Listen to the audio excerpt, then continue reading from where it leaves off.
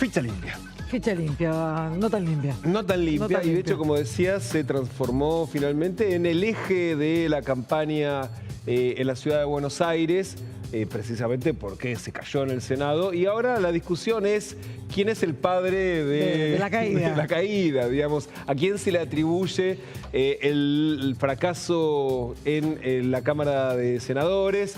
No nos olvidemos que fueron 2 senadores por la provincia de Misiones, Arce y Rojas de Cut, que a último momento, sorpresivamente, después de haber dado quórum, después de haber dicho públicamente que iban a acompañar, después de haberle dicho a una ONG que hace muchos años que viene trabajando en el tema, que se llama Ficha Limpia, se dedican exclusivamente a promover la ficha limpia en todas las provincias y a nivel nacional, le dijeron en la misma semana que iban a votar, se sentaron, por lo tanto no había dudas de que lo iban a hacer y finalmente votaron en contra del proyecto y esto hizo que Ficha Limpia se cayera. Las interpretaciones del primer momento fueron, bueno, hubo un pedido, de hecho hubo información que venía saliendo desde la Casa Rosada, que apuntaba a una supuesta intervención del asesor presidencial Santiago Caputo para evitar que llegue al recinto. Nos olvidemos que se había prorrogado un par de veces de esta sesión, pero la Casa Rosada no se hizo cargo y Milei defendió su intervención en este tema. Dijo que él había dado todo para que se aprobara, pero que los votos no estaban. Distinto había sido la interpretación del jefe de gabinete y del presidente de la bancada de La Libertad Avanza, Atauche, que dijo que los votos estaban y por eso fueron. Y lo cierto, ahí hay una contradicción. Pero la discusión ahora fue hacia otro lado, después de que desde el PRO se acusó directamente al presidente de la Nación por no haber garantizado la votación. Y aquí surgió entonces que la pelea ya dejó de estar protagonizada por quienes votaron en contra, sino porque votaron a favor, que en definitiva sí votaron a favor la Libertad Avanza y el PRO. Y el presidente de la Nación acusó directamente en las últimas horas a Mauricio Macri de haber hecho un acuerdo con Cristina Fernández de Kirchner para que se cayera Ficha Limpia. Esto dijo. Si yo tengo que pensar en un acuerdo, y para mí hubo un acuerdo entre Cristina y Macri para ensuciarme a mí. ¿Sabes por qué? Porque el único que pierde con esto soy yo. Porque básicamente, ¿qué es lo que hace? Cristina logra que no salga Ficha Limpia. Y Macri me ensucia a mí, digamos, para conseguir una ventajita electoral. Eso es la política argentina. Yo lo único que sí te voy a decir es, pude haber perdido una batalla, pero la guerra la voy a ganar. Ahí estaba, con esta, si pudo haber habido un acuerdo, si era entre Macri y Cristina y la interpretación que escuchamos del presidente. Que muy vehemente, por cierto, lo que en algún punto hace obviamente en algún punto creíble o verosímil al presidente, pero lo concreto es que salieron rápidamente desde el PRO a responder y yo creo que en tiempo récord se produjo un spot que obviamente terminó siendo un spot de campaña de la propia Los Penato, que es en algún punto la política que más se identifica con Ficha Limpia después de haber ideado tantos proyectos, y rápidamente salió a decir, ¿alguien puede creer un pacto entre Cristina y Macri? Es raro de creer, nunca nos enteramos de que hubiera un mínimo diálogo entre esas partes desde 2015. No, claro. 2015. Con lo cual, bueno, muchísima sorpresa generó en el PRO esta voltereta oficial. Absolutamente, y que ayer el expresidente Mauricio Macri le puso una etiqueta a los dichos de Milei. Directamente habló de alucinación pura.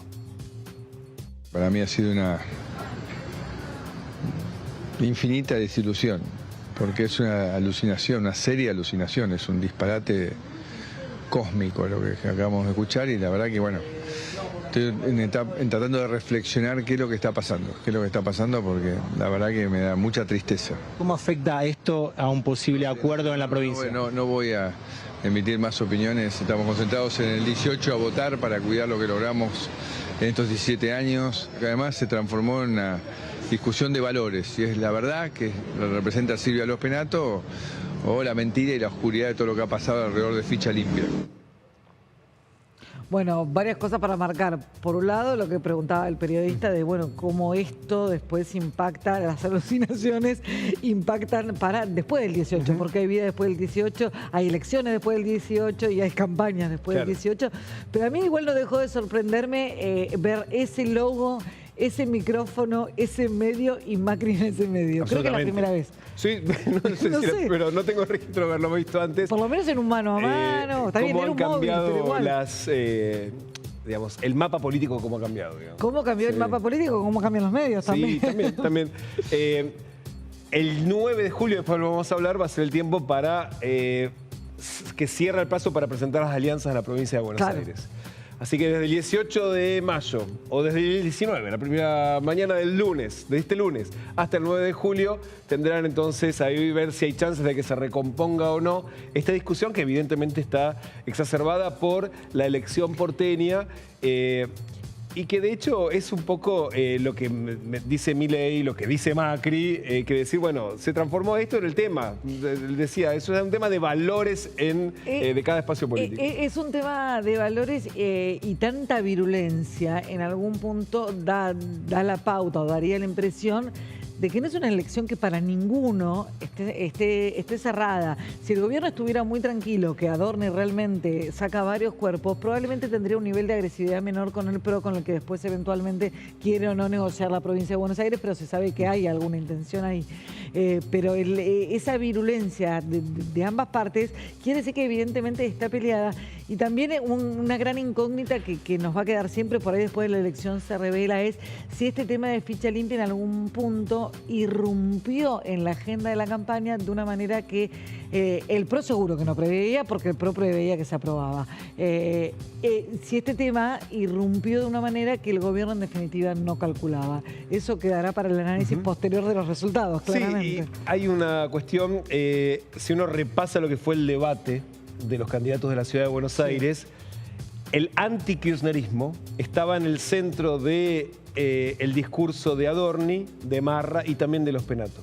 Explícitamente. ¿Quién es el más anti-kirchnerista? Claro. Ficha Limpia desdibujó eso. O sea, porque si había alguna posibilidad de beneficiar a Cristina Fernández, el que la beneficia ya no era entonces tan anti-kirchnerista. Claro. Y eso es lo que pasó, digamos, que la estrategia quedó, digamos, afectada, o al menos la sensación de que podía quedar afectada. Entonces había que, digamos, a quién se le achacaba la caída para que sea el que finalmente se viese afectado en su antikirchnerismo, ¿no? Porque si hay un electorado donde este tema pega y pega fuerte, sin duda es el de la Ciudad de Buenos Aires. Sí, claramente. Es el de las grandes urbes en algún punto. Ayer irrumpió en medio de todo esto un personaje que no estaba en el radar, pero sí se esperaba alguna voz de esa provincia. Estamos hablando de Misiones, que es protagonista de esta discusión. Protagonista silenciosa, de hecho, como se lo menciona, como si fuese un enorme mérito haber votado en silencio. Algo que va muy en contra de toda la lógica de un lugar cuyo nombre es hablar, el Parlamento, y votar en silencio en contra de lo que uno dijo públicamente, habla precisamente de ciertas calidades humanas y políticas. Dos senadores que votaron en contra, se pusieron el tapadito y se escaparon sin decir nada, ¿no? Y huyeron. Y versiones que surgieron de la provincia durante todo el fin de semana, filtraciones, declaraciones en off. En off le decimos cuando son anónimas, pero fidedignas. Bueno, todo el fin de semana estuvo matizado por eso hasta que alguien habló públicamente. Exactamente. El ministro de Hacienda, Obras y Servicios Públicos y otras cosas, es el hombre fuerte del gabinete de la provincia de Misiones, que responde un poco al gobernador Pasalacqua, pero responde especialmente al ex gobernador Carlos Rovira, que es el jefe político de ese espacio. Y explicó lo que él entiende como una jugada magistral de ajedrez político que desnudó lo que él entendía la estrategia electoral del PRO y de algunos medios de comunicación. Ayer difundió un extenso mensaje en su cuenta de X. Vamos a rescatar solamente algunas frases. Dice que ajenos a cualquier escenario o grieta mediática montada por algunos medios de comunicación de Buenos Aires, dice que los representantes de la provincia hicieron una muestra de la independencia política de Misiones y su autonomía con respecto a las estructuras partidarias nacionales. De hecho, este funcionario, Zafrán, se define como misionerista, Lo que hicieron los senadores por Misiones fue un acto misionerista, es decir, de defender a Misiones. No misionar. No misionar, sino como el cordobesismo. Claro, está bien, defender a Misiones. Defender a Misiones. Defendieron los fondos para Misiones, eso no lo discute nadie. Claro, bueno, no es lo que dice el que administra los fondos de Misiones. Claro. Dice que silenciosamente los senadores Arce y Rojas de Cut rechazaron una ley creada a la medida del macrismo. No nos olvidemos que el proyecto que llega al Senado es el que mandó el propio Milei. De Milei, ¿no? Dirigentes que paradójicamente en sus 17 años de gobierno nunca impulsaron una ley similar en la ciudad de Buenos Aires. Ahora vamos a hablar de eso porque fecha 12 de diciembre del año pasado se intentó votar en la legislatura de la ciudad de Buenos Aires la ficha limpia. Y dice que el Frente de la Concordia nunca estuvo de acuerdo en modificar leyes electorales y menos en un año electoral con el solo objetivo de perjudicar o favorecer a un dirigente. Y después dice que... Bueno, podrían haber dicho antes. Pero antes dijeron lo contrario. Por eso, por eso digo, si no estuvieron nunca de acuerdo, ¿para qué decir lo contrario en toda declaración radial que se pide? Absolutamente, porque no había dudas de que iban a votar. Algo pasó ese día que fue la jugada magistral de Rovira, claro. Y después dice, Macri buscaba un movimiento de proscribir cualquier candidatura de Cristina Fernández y a su vez posicionar a los penatos. Y finalmente termina diciendo que esto es lo que revela la intervención de un dirigente en favor de Javier Milei. Lo que no dice es si Milei se lo pidió, que esta era la información del viernes, pero claro, sí dice que movió para favorecer a Milei. Dice que la inteligencia política de Rovira desarmó con un simple movimiento lo que implicaba hacer una jugada del macrismo para marcarle la agenda al gobierno nacional y continuar profundizando su grieta con el kirchnerismo. Pero dice que tampoco fue por simpatía con Cristina Fernández, que fue en su momento la que intervino el PJ, que está dentro del Frente Renovador de la Concordia Misionera. Y finalmente dice que la renovación misionera señala un camino político esperanzador, con esto, claro, en tiempos de confusión y alta fragmentación de las identidades partidarias.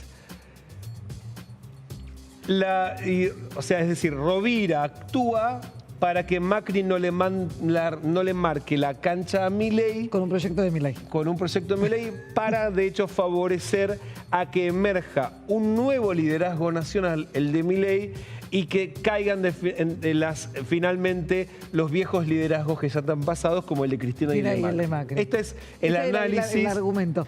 Lo que también es parte del argumento, y otra vez llama la atención, llevado a la política muy actual, que es la de la campaña de la Ciudad de Buenos Aires, es que ahí Rovira en algún punto, o este funcionario, no recuerdo el nombre, en algún punto reconoce que este tema terminó por potenciar y ubicar a los penatos en la contienda.